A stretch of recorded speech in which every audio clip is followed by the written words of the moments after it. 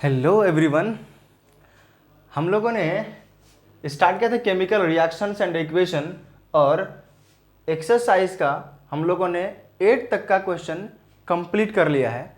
और आज हम लोग देखने वाले हैं क्वेश्चन नंबर 9 से।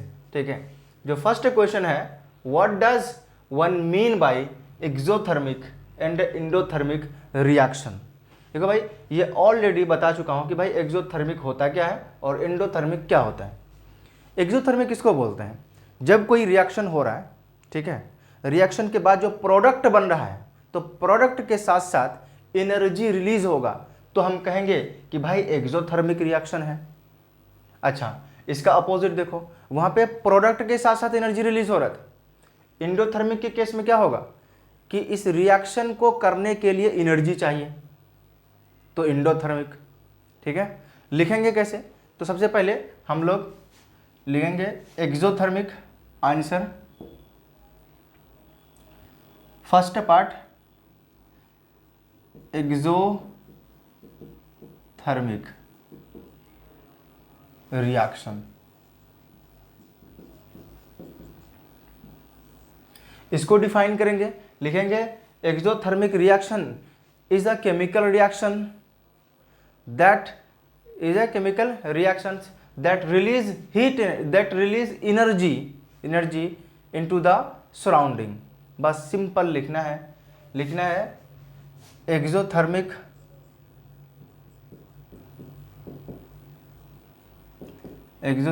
reaction is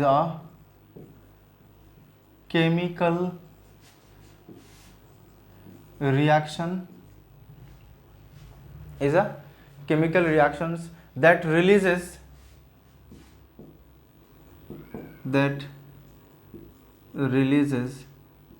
energy into the surroundings,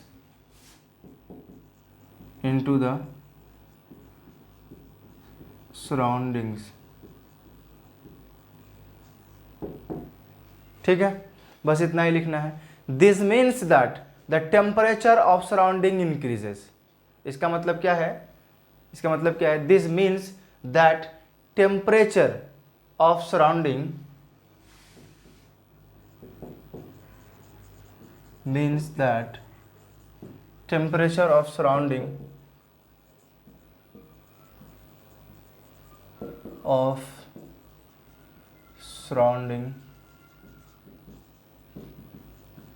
increases।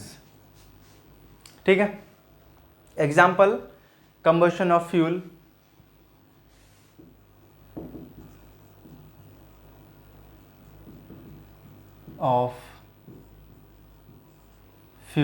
ठीक है।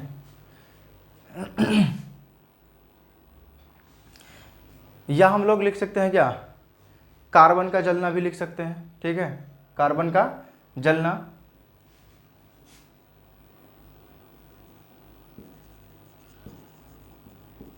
Of carbon. मान लो कि कार्बन है और ऑक्सीजन के साथ ये रिएक्ट हुआ, तो बनाया क्या भाई, CO2 और प्लस एनर्जी, हीट। ठीक, देख रहे भाई, हीट रिलीज कर रहा है ना। उसी तरह से हम लोग लिख सकते हैं रेस्पिरेशन इन लिविंग ऑर्गेनिज्म, वहाँ पे भी एनर्जी रिलीज होता है। अभी हम लोग देखेंगे, अपना नेक्स्ट क्वेश्चन भी होगा, तो एग्जाम्पल में वो भी लिख सकते हैं। Respiration in living organism.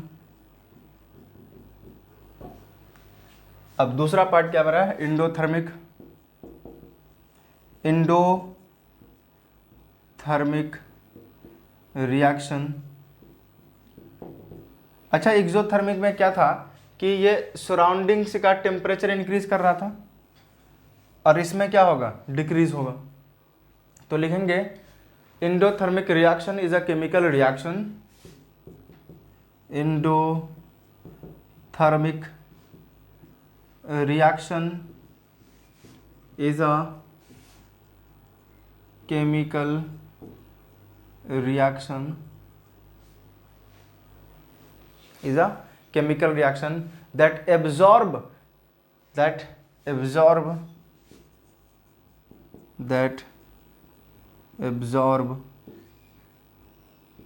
heat energy, ठीक है, that absorb heat energy कहाँ से भाई, into the surroundings,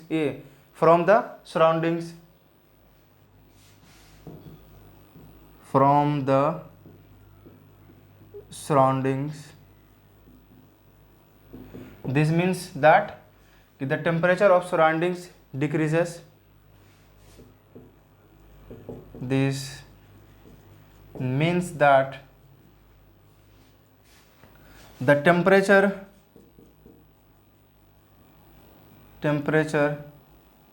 of surroundings decreases. Example, endothermic का एग्जाम्पल हम लोग क्या लिख सकते हैं भाई, फोटोसिंथेसिस लिख सकते हैं, फोटोसिंथेसिस।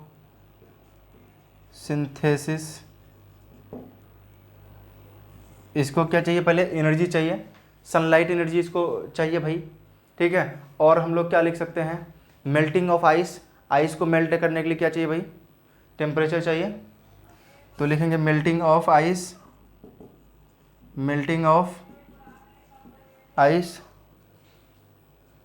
ठीक है। और कुछ और क्या लिख सकते हैं भाई, लिख सकते हैं हम लोग कुकिंग एंड एग्स को हम लोग उबालते हैं, तो वहाँ पे भी क्या चाहिए भाई, हीट चाहिए। या फिर हम लोग यहाँ पे एग्जाम्पल कुछ इक्वेशन ले सकते हैं, जैसे CaCO3 है, कैल्शियम कार्बोनेट है, जब इसको हम लोग हीट करेंगे तो कैल्शियम ऑक्साइड प्लस CO2 का फॉर्मेशन होता है, ठीक है। तो देख रहे हो भाई, यहाँ पे पहले उसको नीड है, किस चीज़ का, हीट एनर्जी का नीड है, तब ये बना रहा है, तब ये ब्रेक हो रहा है। और यहाँ पे क्या था, ये दोनों कंपाउंड के साथ रिएक्शन होने के बाद हीट एनर्जी रिलीज हो रहा था, ठीक है। ये है दोनों में डिफरेंस। मैं साइड हो जाता हूँ, इसको आप लोग लिखो, चलिए लिख लिए इसको। चलिए अब हम लोग देखते हैं अपना नेक्स्ट क्वेश्चन। चलिए अब क्वेश्चन है, why is respiration considered an exothermic reaction.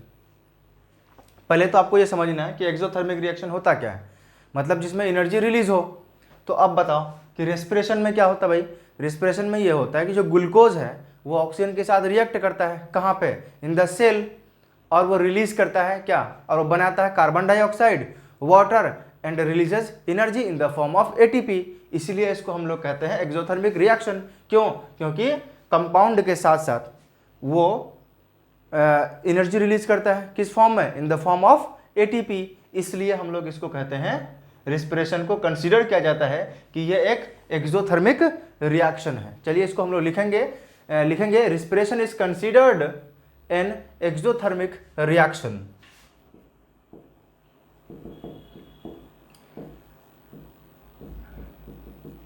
respiration is considered as exothermic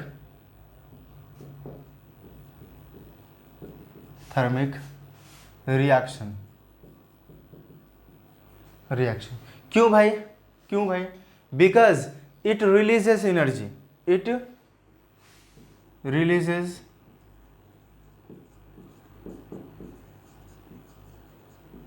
releases energy। लिखेंगे during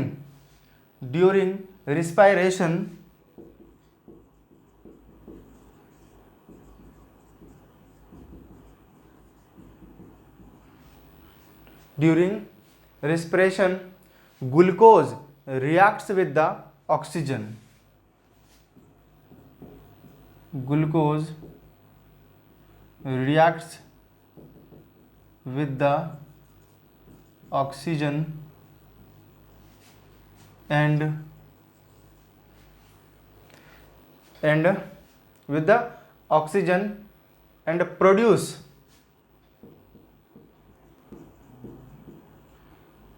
carbon dioxide, CO2 and water, H2O,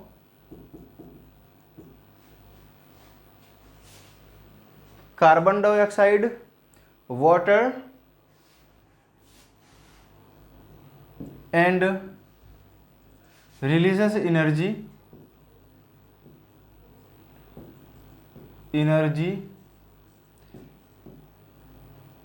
in the form of ATP। ठीक है, क्लियर है यहाँ तक? In the form of ATP।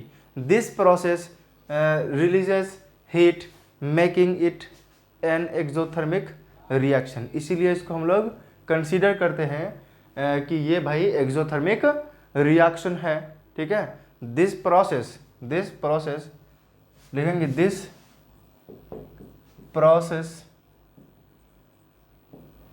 releases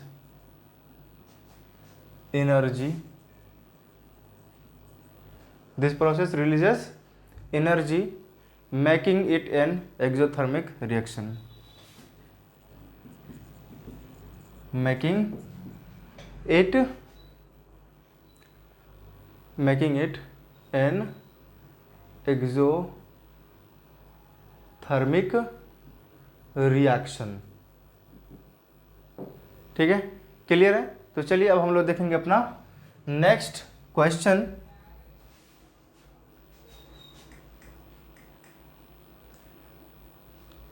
question number 11।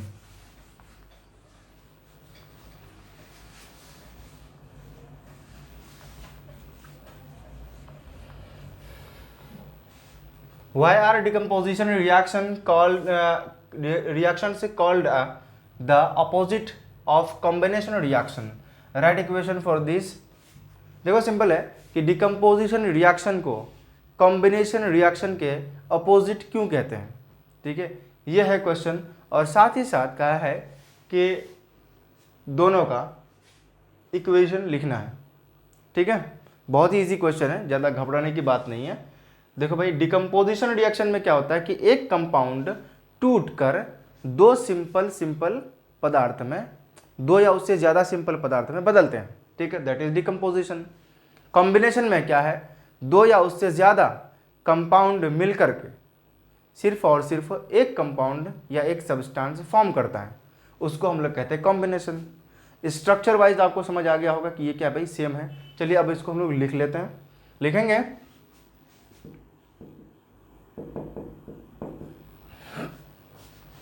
decomposition reaction are called the opposite of combination reaction because they involve breaking down a single compound into two or more simple substance। तो लिखेंगे decomposition reaction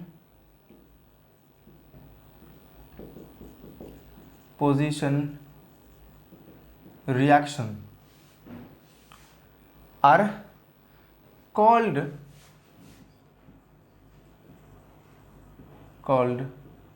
opposite of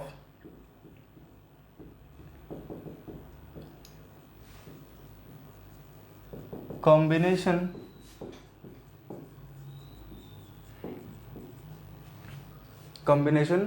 reaction because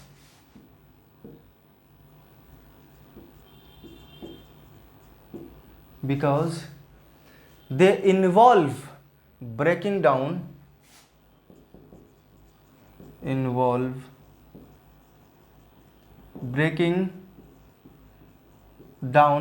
a compound, breaking down a single compound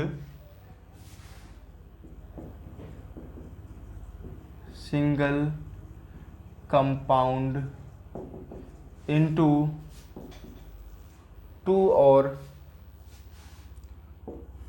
more simpler substances। two simpler substances। two or more simpler substances. Whereas combination reaction, whereas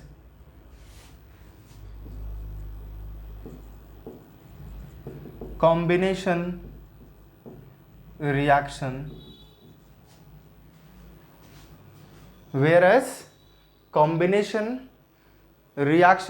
involve combining two or more substances, involve to combining two or more substance,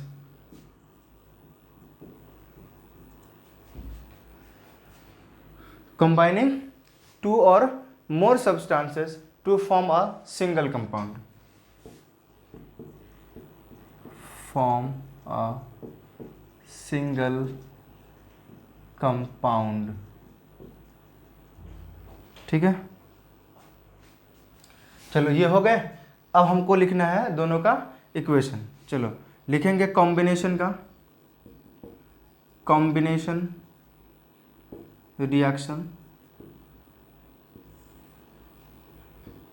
combination का तो बहुत सारा बताया भाई। CaO plus H2O form क्या करेगा भाई, CaOH2, ठीक है, CaOH2, ये हो गया कॉम्बिनेशन का।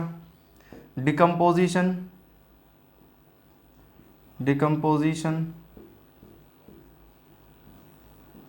देख रहे हैं यहाँ पे दो मिलके एक कंपाउंड का फॉर्मेशन करा है। यहाँ पे ले लो कैल्शियम कार्बोनेट को जब हम लोग हीट करते हैं तो बनाता है कैल्शियम ऑक्साइड प्लस CO2, ठीक है, कार्बन डाइऑक्साइड। ओके, क्लियर है। चलिए अब हम लोग देखेंगे अपना नेक्स्ट क्वेश्चन, इसको लिखिए। चलिए अब हम लोग देखेंगे next question, question number 12। Right one equation etch for decomposition reaction where energy is supplied in the form of heat, light और electricity। इक्वेशन लिखना है, ठीक है, किसका भाई, डिकम्पोजिशन रिएक्शन का, जहां पे एनर्जी इज सप्लाइड, जहां पे ज़रूरत है, एनर्जी की क्या है भाई, ज़रूरत है उस रिएक्शन में, ठीक है, जिसमें वो किस किस फॉर्म में एनर्जी लेगा भाई, हीट, लाइट और इलेक्ट्रिसिटी। चलिए आंसर लिखिए।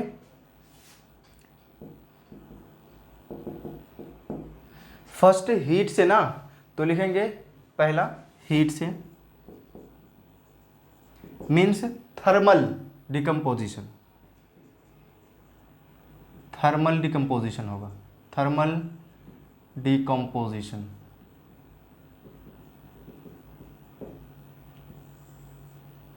थर्मल से तो सबसे सिंपल लीजिए हम लोग, कैल्शियम कार्बोनेट को जब हम लोग हीट करेंगे, ठीक है, हीट, तो बनाएगा calcium oxide plus carbon dioxide, ठीक है। इसमें क्या हुआ भाई, calcium carbonate decomposes into, calcium carbonate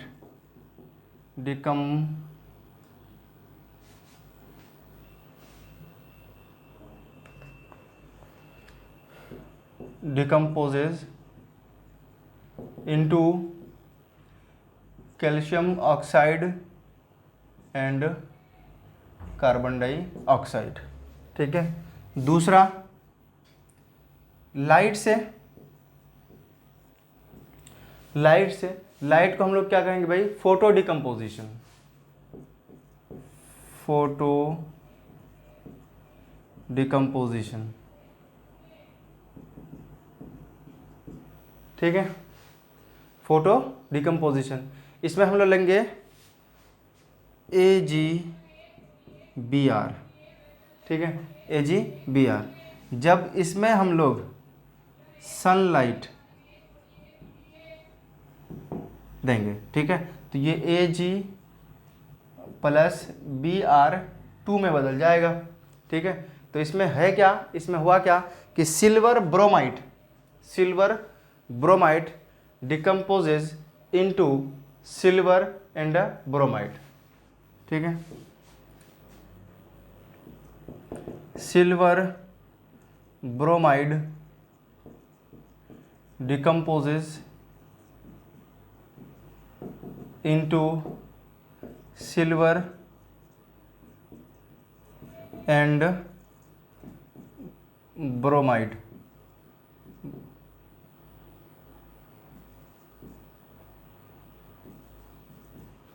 ठीक है, थर्ड इलेक्ट्रिसिटी से इलेक्ट्रिसिटी। ठीक है भाई, इलेक्ट्रिसिटी मीन्स इलेक्ट्रोलाइटिक डिकम्पोजिशन की बात कर रहा है, इलेक्ट्रोलाइटिक डिकम्पोजिशन।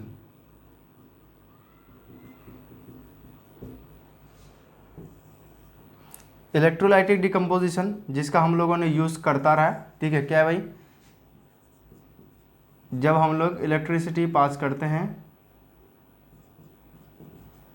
तो ये बनता है H2 + O2।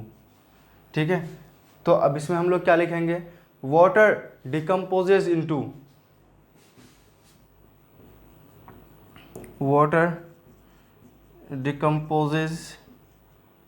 इनटू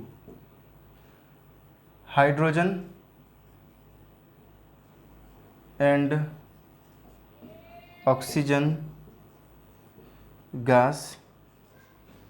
ठीक है, oxygen gas when an electric current is passed, when an electric current is passed through it। ठीक है, यहाँ पे क्या था, silver decomposes into the silver and bromine in the presence of sunlight, in the presence of sunlight। ठीक है, तो ये हो गए 12 हो गए।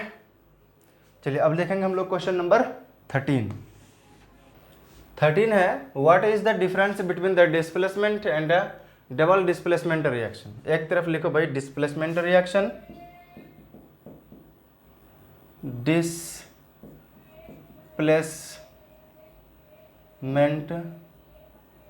रिएक्शन और एक तरफ double displacement reaction.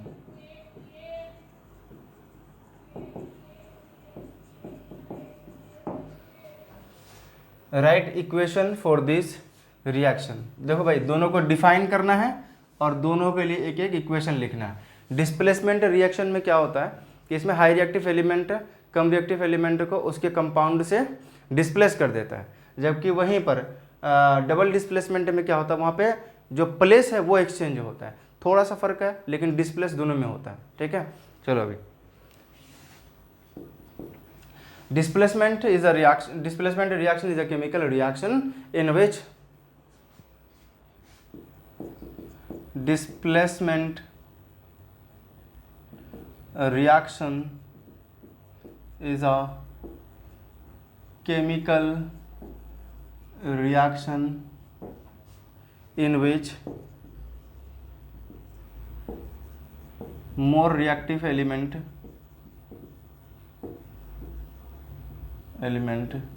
displace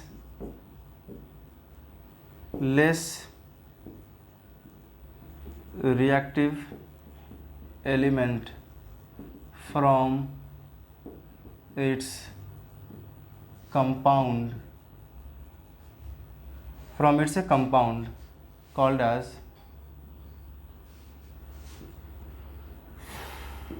displacement reaction। और डबल डिस्प्लेसमेंट में क्या होता है भाई, देखोगे double displacement reaction is a chemical reaction in which, इसमें क्या होता है कि डबल डिस्प्लेसमेंट रिएक्शन में जो प्लेस है वो चेंज होता है ना, तो लिखेंगे इन विच, या ये भी कर सकते हैं कि ions from two different compounds exchange, तो लिखेंगे हम लोग आयंस फ्रॉम टू डिफरेंट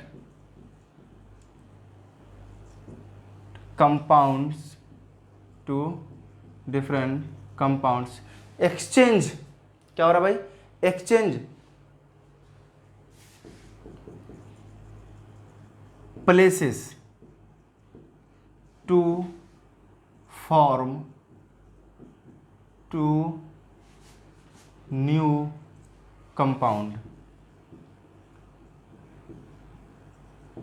ठीक है, टू न्यू कंपाउंड। अब देखिए इक्वेशन लिखिए, डिस्प्लेसमेंट में बहुत सारा मैंने ये दिया था भाई, इसका एग्जांपल मान लो एक और देता हूँ अलग सा, Zn के साथ लिख लेना HCl, तो ये डिस्प्लेस करेगा किसको भाई? हाइड्रोजन को, और बना लेगा ZnCl2 + H2। एक उसमें एग्जांपल लीजिए Na2SO4 प्लस BaCl2, ठीक है, बेरियम क्लोराइड।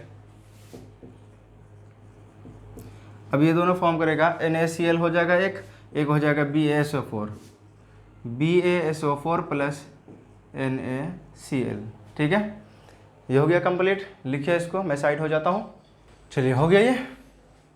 चलिए नेक्स्ट क्वेश्चन मेरा है, in the refining of silver the recovery of silver from silver nitrate, silver nitrate solution से सिल्वर को बाहर निकालना है, ठीक है, involved displacement bye copper metal, और यूज़ करना है डिस्प्लेसमेंट के लिए कॉपर मेटल को, ठीक है।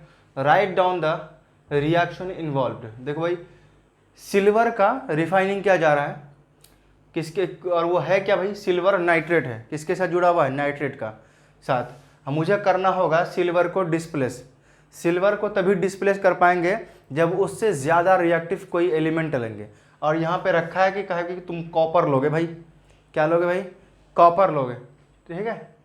कॉपर नाइट्रेट सिल्वर को डिस्प्लेस करेगा क्योंकि कॉपर ज़्यादा रिएक्टिव है किससे? सिल्वर से, ठीक है। तो लिखिए इक्वेशन, कॉपर ये डिस्प्लेस करेगा सिल्वर नाइट्रेट को, सिल्वर को हम लोग लिखते हैं Ag, नाइट्रेट को NO3, AgNO3, ठीक है भाई। अब डिस्प्लेस करेगा कॉपर जब Ag को, तो बनेगा CuNO3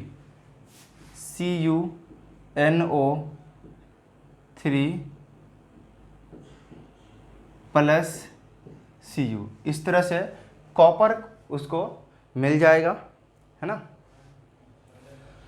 और नेक्स्ट जो हम लोग अब नेक्स्ट क्वेश्चन देखेंगे, इसको तुम अब लोग बैलेंस भी कर सकते हो। देखो भाई यहाँ पे क्या है? Ag, ये Ag होगा, ठीक है, Ag, ठीक है। Ag यहाँ पर कितना है? 1, उधर भी Ag कितना है?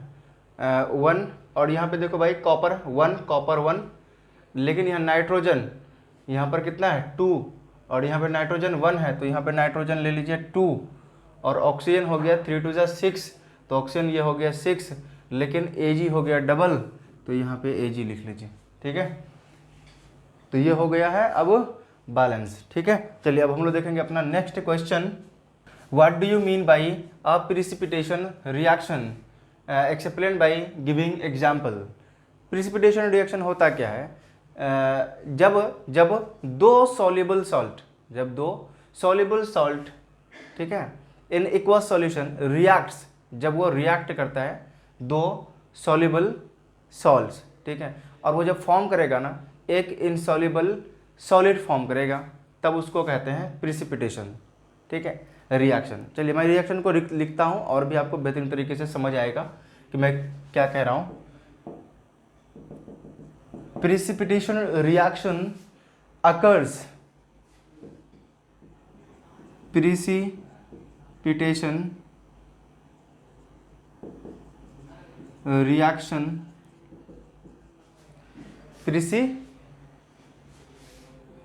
precipitation reaction occurs when two soluble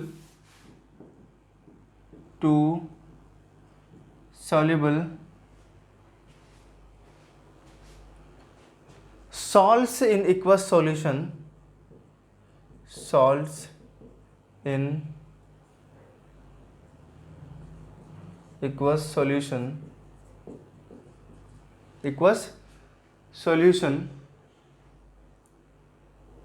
react to form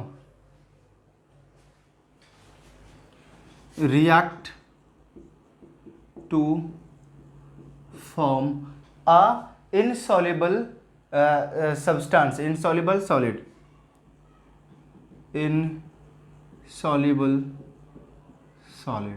ठीक है भाई, insoluble solid known as precipitate।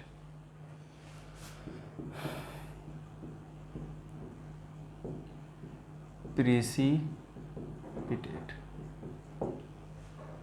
ठीक है, प्रिसिपिटेट। अब इसका हमको लिखना है एग्जाम्पल।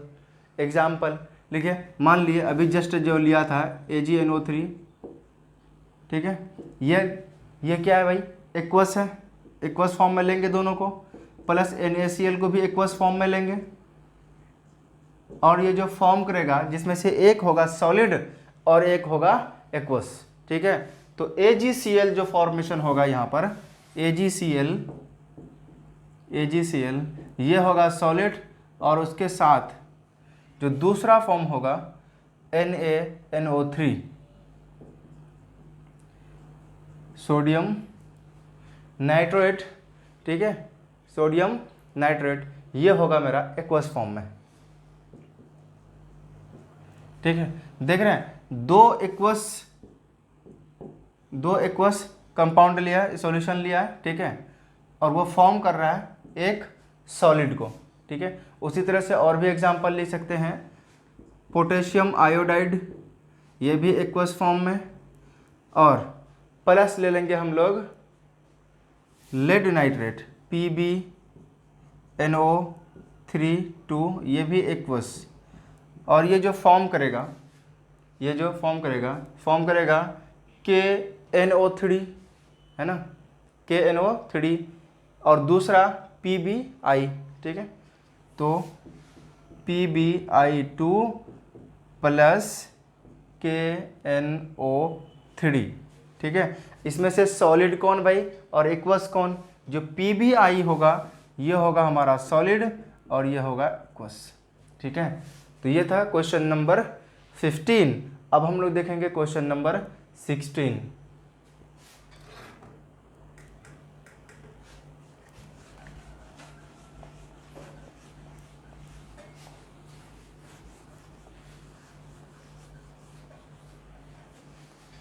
क्वेश्चन नंबर 16 है, explain the following terms of gain और loss of oxygen with 2 example each. Example लेना है दो, किसके कंपैरिजन में, ऑक्सीजन के कंपैरिजन में, हाइड्रोजन का नहीं। तो भाई पहला फर्स्ट लिखेंगे हम लोग, फर्स्ट लिखेंगे oxidation is the gain of oxygen, oxidation is the gain of oxygen, oxygen, ठीक है। तो बताओ भाई, एक हम लोगों को एग्जाम्पल, दो एग्जाम्पल लेना है, उससे समझाना है। एक ले लो भाई CO2 और दूसरा ले लिया हम लोगों ने, मान लो कि H2 ले लिया, तो ये फॉर्म क्या करेगा, फॉर्म एक H2 है और दूसरा CO2 है, तो फॉर्म होगा CO और वाटर, CO प्लस वाटर। तो यहाँ पर देखो भाई, यहाँ पे जो ऑक्सीजन डबल था वो रिड्यूस होके कितना हो गया, single.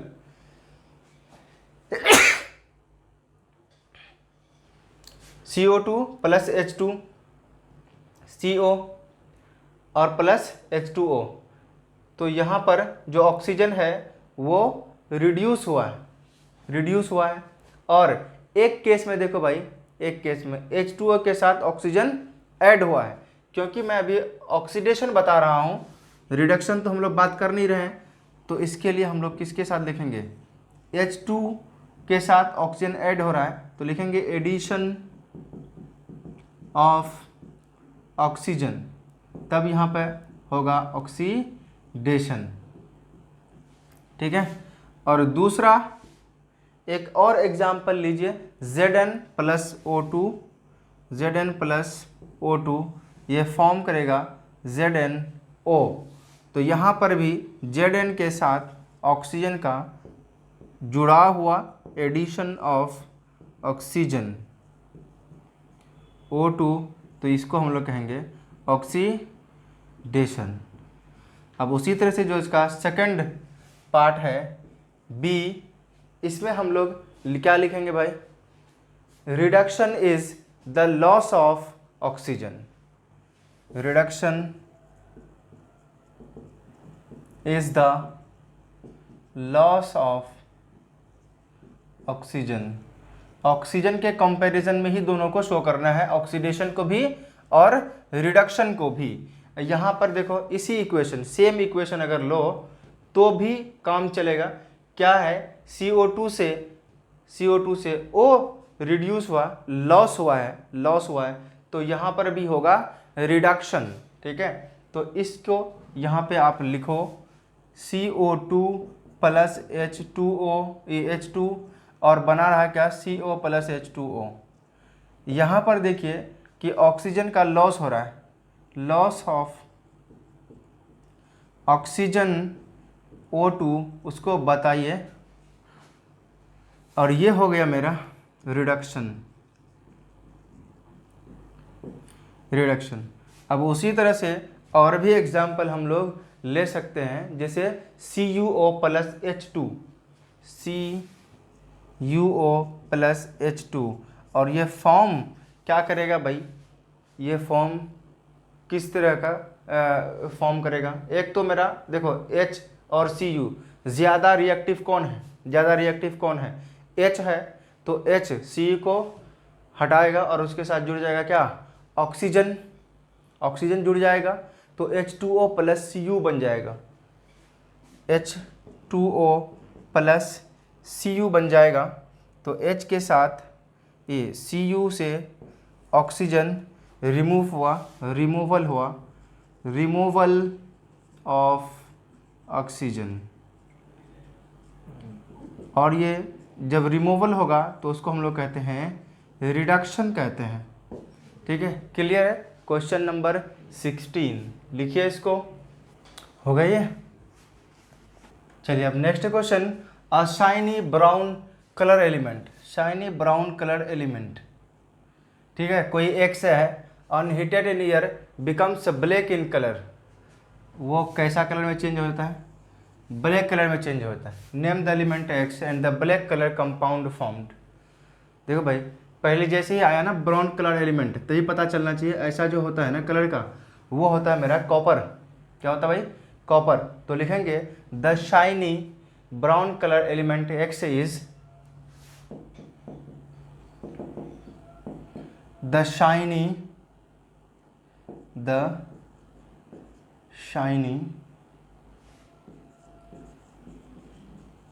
Brown colored element X is copper।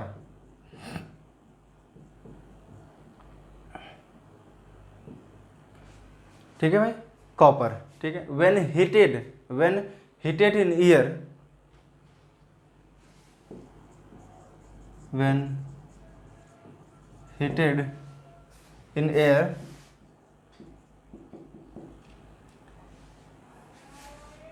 air, it becomes it heated in air, it reacts with oxygen to form, it reacts with oxygen,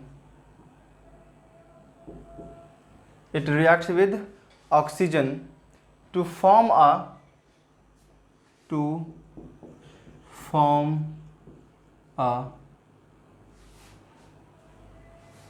black color coating, black colored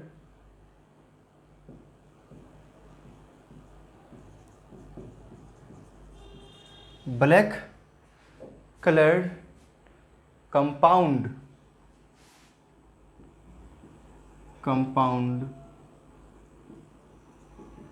कौन सा compound का formation होगा भाई? Copper oxide, क्योंकि oxygen के साथ react करेगा तो बनाएगा कॉपर ऑक्साइड CuO, ठीक है, CuO।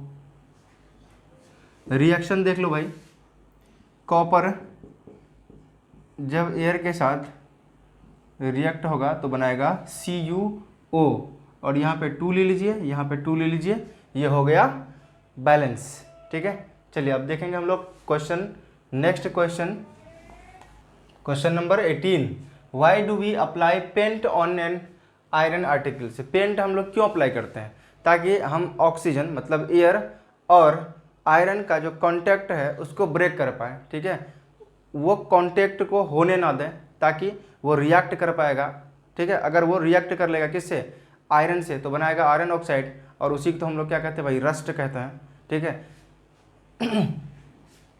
तो इसको लिखेंगे कैसे? Answer we apply paint on iron articles, we apply paint on iron articles, we apply paint on iron article to prevent rusting, to prevent rusting, ठीक है। Paint act as a barrier, paint act as a barrier. Paint कैसे काम करता है भाई? एक barrier की तरह काम करता है, protecting the iron from, protecting the iron from, protecting the iron from air, air means oxygen, moisture, ये सब चीज़ से प्रोटेक्ट करता है। वो जो लेयर है किसका भाई? पेंट का जो लेयर है, ठीक है। Which are the main cause of rusting, which are the main cause of rusting. Rusting का मेन काउज यही है ना भाई, वो ऑक्सीजन के साथ रिएक्ट कर जाएगा या मॉइस्चर के साथ, ठीक है, तो और वो फॉर्म कर लेगा एक कोटिंग ऊपर, तो जिसकी वजह से हम लोग वो क्षय होने लगेगा, जिसको हम लोग रस्ट कहते हैं, ठीक है। चलिए इसको लिखिए, इसके बाद देखेंगे हम लोग क्वेश्चन नंबर 19। हो गए। चलिए नेक्स्ट क्वेश्चन है, oil and fat containing food items are flushed with nitrogen, why? Nitrogen के साथ क्यों रखा जाता, क्यों फ्लश किया जाता है नाइट्रोजन के साथ, ठीक है। देखो भाई सिंपल है, नाइट्रोजन क्या है? एक इनर्ट गैस है जो ऑक्सीजन को डिस्प्लेस करता है, जिसकी वजह से क्या हो सकता है भाई? ऑयल और फैट जो भी है वो ऑक्सीडाइज या फिर बोलते हैं ना स्पॉइल से उसको बचाता है ना। तो लिखेंगे इसको। अच्छा एक चीज़ बताया भी था ना कि जो रेंसिडिटी है उससे बचने का उपाय भी बताया था, प्रिवेंशन बताया था कि हम लोग नाइट्रोजन के साथ पैक कर सकते हैं। जैसे एग्जांपल दिया था कुरकुरे चिप्स का पैकेट, उसमें देखोगे एक गैस भरा होता है, वो कौन सा गैस होता है? नाइट्रोजन होता है, ठीक है, जिसके वजह से वो जल्दी ख़राब होता नहीं है ना। चलिए लिखिए इसको, लिखना है कि oil and fat containing substances या food, oils and fat containing food items are flushed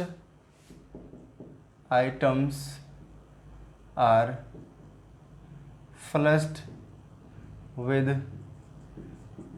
nitrogen gas. किसके साथ? नाइट्रोजन गैस के साथ, to prevent rancidity,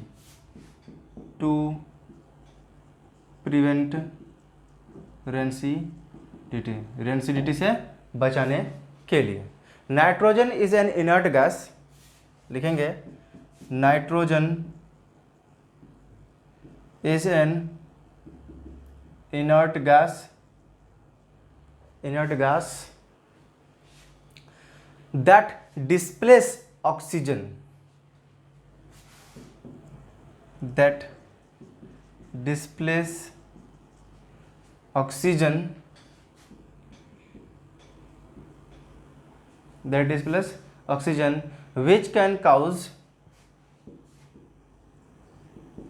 which can cause oils and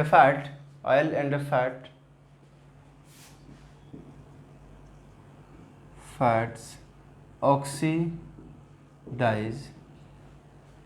ठीक है, क्या हो जाता? ऑक्सीडाइज एंड स्पॉइल हो जाता अगर वो किसके कांटेक्ट में आता? ऑक्सीजन के कांटेक्ट में आता। तो oils and fats oxidized and spoil, खराब हो सकता है। और लिखेंगे लीडिंग टू अनप्लीजेंट ओडर और टेस्ट,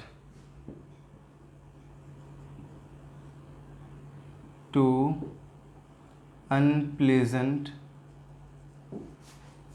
ओडर और टेस्ट, ठीक है, बहुत ही सिंपल था ये, ठीक है। चलिए अब हम लोग देखेंगे अपना नेक्स्ट क्वेश्चन, लिखिए इसको।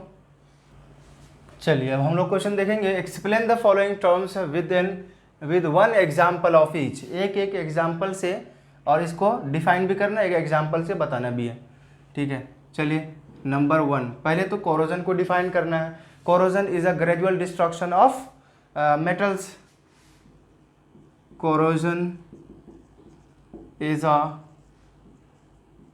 Gradual destruction of metals due to chemical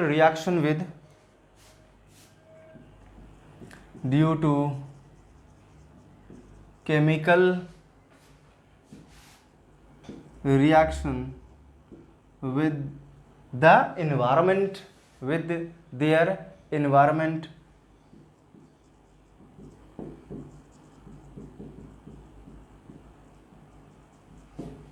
ठीक है भाई, reaction with their environment often involving oxygen and moisture,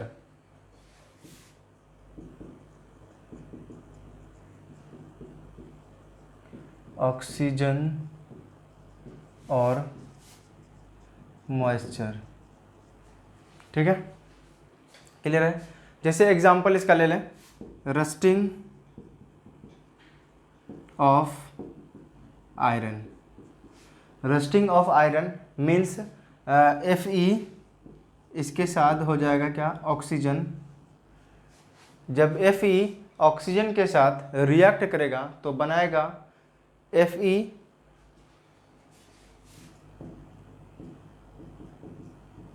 plus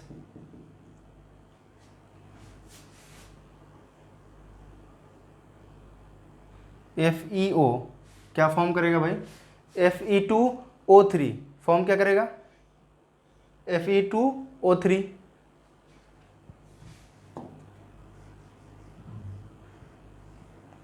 अच्छा एक चीज़ और देख लेते हैं, देखो इसमें एक चीज़ और ऐड कर सकते हैं।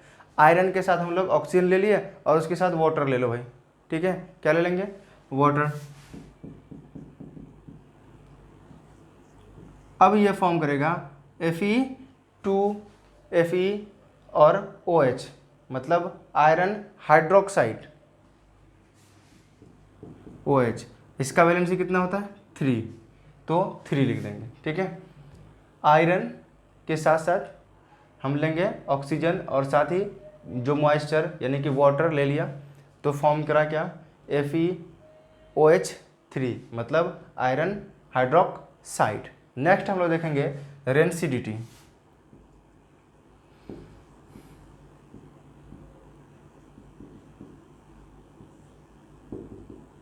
रेंसिडिटी क्या है भाई, rancidity is the spoilage of fats,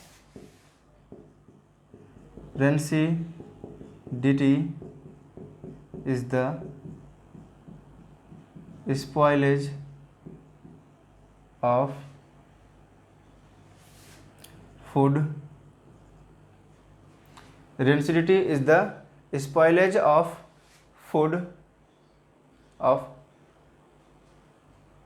कौन से फूड भाई, fats and oils, of oils and fats,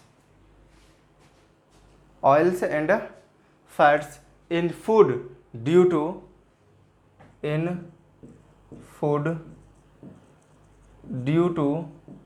oxidation,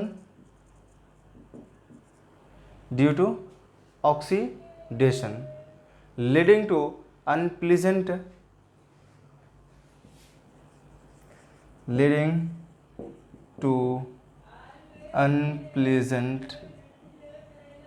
odor और टेस्ट, ठीक है।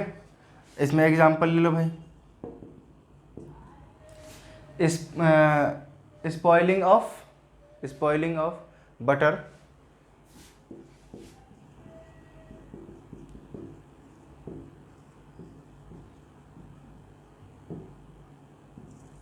ठीक है, तो ये समझ गए, कोरोजन और रेंसिडिटी, ठीक है। चलिए अब हम लोग ये हमारा एक्सरसाइज अब हो चुका है एंड, ठीक है। तो मिलते हैं अपने अगले लेक्चर में एक नए चैप्टर के साथ।